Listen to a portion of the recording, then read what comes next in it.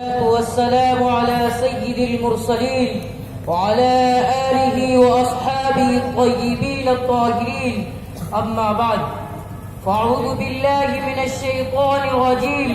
بسم الله الرحمن الرحيم يا أيها الذين آمنوا كونوا قوامين بالقسط شهداء لله صدق الله العظيم. آؤ مل کر انقلاب تازہ تر پیدا کرے، آؤ مل کر انقلاب تازہ تر پیدا کرے، دہر پر اس طرح چھا جائیں کہ سب دیکھا کرے. قابل صد تقریب مہمانان اعظام اور برادران اسلام، چھٹی صدی عیسوی انسانی دنیا کی تاریخ ترین صدی ہے جس میں نہ انسانیت تھی، نہ زندگی کی رمق، نہ دین کا خیال تھا، نہ اخلاقی حسن. پورا عالم ایک لاشیں بے جان اور ایک جسم بے روح، نہ کی نور کی کوئی کرن تھی، نہ انسانیت کے قلب میں کوئی درد تھا.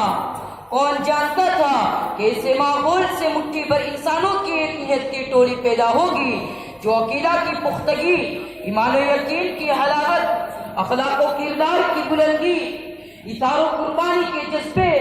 اور سپہ سواری و سپہ گری کے حوصلے سے بھرپور ایک ایسا عظیم اور غیر معمولی انقلاب برپا کر دے گی اس کا انسانی تاریخ نے کبھی مطالعہ نہیں کیا ہوگا. اور ان کے پاس ایک ایسا ہماگیر مذہب ہوگا جو چند دنوں میں تمام دلوں کو اپنی کشش اور جاذبیت سے اپنے جھنڈے تلے لا کھڑا کر دے گا. خوفاری و درندگی اور وحشت و بربریت کے تڑپتے ماحول میں ایک نیا نظام پنپتے گی تناور درخت کی شکل اختیار کر لے گا جس کے ٹھنڈے اور پرسکون سایوں میں انسان تو کیا حیوان تک ٹھنڈی سانس لے کر اپنے لیے راحت کا سامان فراہم کریں گے. ایک ایسا ہماگیر آفاق اور انقلابی مذہب ہوگا جو اپنے ماننے والوں کو ایک اعلیٰ معاشرتی زندگی کے ان پہلو سے متعارف کرا دے گا جن پر چل کر انسان انسانیت کی ان منزلوں کو چھو لیتا ہے جس کے آگے نہیں کوئی منزل ہوتی ہے نہ کوئی آرزو. کون جانتا تھا کہ وہ ایک اسلامی انقلاب ہوگا جو اپنے دلربا، جافزا اور صاف ستھری تعلیمات سے چٹانوں کی صلابت رکھنے والے شاہی قلعوں کو عرب کے پیدائشی غلاموں کے قدموں پر خم کر دے گا. دردمندان قوم و ملت، دنیا نے دیکھا اور خوب غور سے دیکھا کہ اس مٹھی پر انسانوں کی ہلتی جماعت نے اہلی فولاد میں ڈوبے ہوئے عظیم لشکروں کو غبارے کی طرح ہوا میں اڑا کر رکھ دیا، جذبات کے طوفانی داروں کا رخ موڑ دیا، دل کی دھڑکنوں میں تہلکے مچا دیے، آرزوؤں کی قسمتیں پلٹ دی اور جذبات و خیالات میں سرمست انسانوں کو مسخر کر کے ایک انسان کو بالکل دوسرا انسان بنا دیا اور مساوات و برابری اور محبت و جانساری کے اوقات نامے دکھائے کہ دوست و دشمن ہر ایک انگشت بدندارے گیا. سروجنی نائیڈو نے اسلام کے اسی پہلو پر کہا تھا کہ اسلام وہ پہلا مذہب ہے جس نے نہ صرف جمہوریت کی تعلیم دی ہے بلکہ اس پر عمل کر کے دکھایا ہے. جب مسجد کے میناروں سے اذانوں کی آوازیں بلند ہوتی ہے اور نمازی مسجدوں میں جمع ہوتے ہیں تو دن میں 5 مرتبہ اسلامی جمہوریت کا منظر نظروں کے سامنے ہوتا ہے، کیونکہ اس وقت شاہ و گدا پہلو و پہلو ایک ہی سب میں سجدہ ریز ہوتے ہیں اور اقرار کرتے ہیں کہ اللہ رب العزت ہی سب سے عظیم ہستی ہے. جب رنگ و نسل اور مذہب کے امتیازات ایک سے ختم ہو جاتے ہیں تو یورپ، امریکہ، ایران، افریقہ، چین اور ہندوستان کے باشندے مکہ المکرمہ میں اس طرح جمع ہوتے ہیں جیسے وہ سب اللہ کے کنبے کے چند افراد ہو، کیونکہ اسلام کے فطرت میں قدرت نے لچک دی ہے. اسلام کی فطرت میں قدرت نے لچک دی ہے. اتنا ہی ابھرے گا جتنا کہ دباؤ گے. دوستو، اسلام کے اعمال وہی جو اس کا دعویٰ، ایسا نہیں کہ زبان پر اصلاح کا وظیفہ ہو اور ہاتھ میں فتنہ و فساد کی تلوار.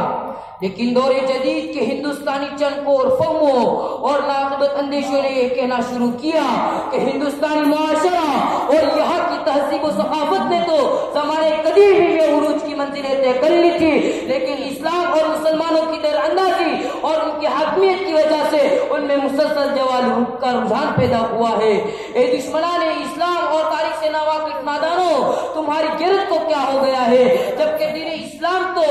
سکتے دلوں میں اطمینان اور سوتے دلوں میں انقلاب برپا کر دیتا ہے۔ دین اسلام تو خشک شاخوں پر ہری پتیاں اور تاریک راہوں میں روشن چراغ جلا دیتا ہے۔ دین اسلام تو غم کے کانٹوں میں خوشی کے پھول اور اجڑے دیار میں لہلاتے باغ لگاتا ہے۔ دین اسلام تو اپنے اندر وہ کشش اور جاذبیت رکھتا ہے جو اس کا صرف سرسری مطالعہ کر لیتا ہے وہ اس کا گرویدہ اور دل لالا ہو جاتا ہے۔ دین اسلام تو خدائی رنگ میں رنگنا اور اپنے رسول کے طریق میں ڈلنا سکھاتا ہے۔ دین اسلام تو وہ سچا اور پکا اٹل اور پختہ قانون الہی ہے جو اسے مضبوطی کے ساتھ تھام لیتا ہے۔ وہ پہاڑ سے زیادہ بھاری اور چٹان سے زیادہ سخت انسان بن جاتا ہے۔ سب نے مانا، سب نے تسلیم کیا کہ اسلام سے بڑھ کر سچا، ستھرا، اجلا، پاکیزہ، پرکشش اور دلربا مذہب نہ آج تک آیا نہ قیامت تک آئے گا۔ اسلام کے سوا تمام مذاہب کھوکھلے، اخلاق سے عاری اور کردار سے خالی ہے۔ لیکن دوستو، دین حنیف کا یہ منور ستارہ چمکا اور چمکتا ہی رہا، اس کے ماننے والے پھیلے اور پھیلتے ہی رہے۔ اسلام کا یہ کارواں بڑا اور بڑھتا ہی چلا گیا، جبکہ اس وقت کے علم بردار صحابہ کرام رضی اللہ عنہ کی تعداد بھی محدود تھی، وسائل الذرائع بھی کم تھے۔ ہمارے دور کے دشمنوں سے سخت اس وقت کے دشمنان اسلام سے مقابلہ بھی تھا، مگر پھر بھی وہ بہادر، نڈر اور بے خوف ہو کر اشاعت اسلام اور دینی تبلیغ میں مصروف رہے اور وہ کارنامہ انجام دیا جس سے سن کر قیامت تک آنے والا ایک ایک انسان حیرت سے اپنی انگلیاں کاٹے گا۔ مگر آج جبکہ ہماری تعداد بھی زیادہ ہے، وسائل و ذرائع بھی محدود نہیں، دولت و ثروت کی بھی تنگی نہیں، مگر پھر بھی پوری امت شکست حالی سے دوچار ہے، جاری و مالی بربادی اور اقتصادی بدحالی کا شکار ہے۔ آخر ایسا کیوں ہو رہا ہے؟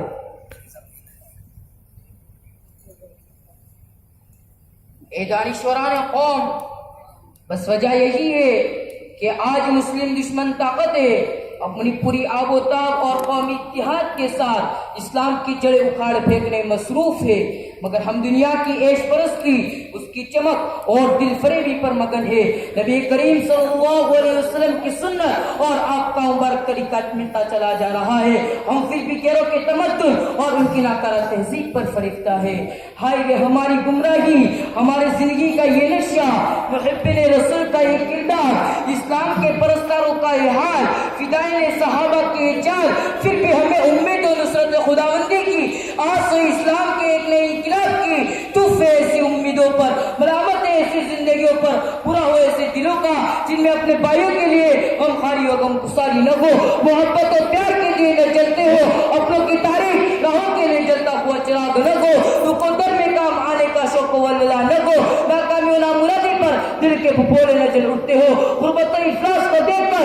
دل بے تاب و بے قرار نہ ہو جاتا ہو۔ کیا یہ خوب کہا تھا ابوالکلام آزاد نے، اگر اس آسمان کے نیچے کہیں بھی ایک مسلم کی لاش تڑپ رہی ہو تو لعنت ہی ان 70 کروڑ زندگیوں پر جن کے دلوں میں ان کی طرف نہ ہو۔ اگر کسی جگہ اسلام کے سروں پر تلوار چل رہی ہو تو تعجب ہے اس دل پر جو اس کا زخم اپنے اندر محسوس نہ کرتا ہو۔ ملت اسلام ایک جسم واحد ہے، مسلمان خواہ کہیں بھی ہو، اس کے اعضاء و جوارے ہیں، اگر ہاتھ کی انگلی میں ایک کانٹا بھی جھک جائے تو ممکن نہیں کہ سارا جسم اس کے درد سے بے چین نہ ہو جائے۔ اسلام کے چاہنے والوں، اسلام چاہتا ہے کہ ہماری فکر اسلامی ہو، ہمارا مزاج اسلامی ہو، ہمارے اخلاق اسلامی ہو، ہماری حیت اسلامی ہو، ہمارا لباس اسلامی ہو، ہماری چال ڈال اسلامی ہو، ہماری شکل و صورت اسلامی ہو، ہمارے اخلاق اسلامی ہو اور ہمارا ماحول اسلامی ہو۔ دور سے دیکھنے والی ہر نگاہ آپ ہم پر پڑتے یہ پہچان لے کہ ہم اسلام کے علم بردار ہے، دین متین کے شیدائی اور نبی امی کے عاشق ہے، قرآن کریم کے مبلغ اور احادیث رسول کے عملی پیکر ہے۔ وآخر دعوانا الحمدللہ رب العالمین۔ مکرم سامعین،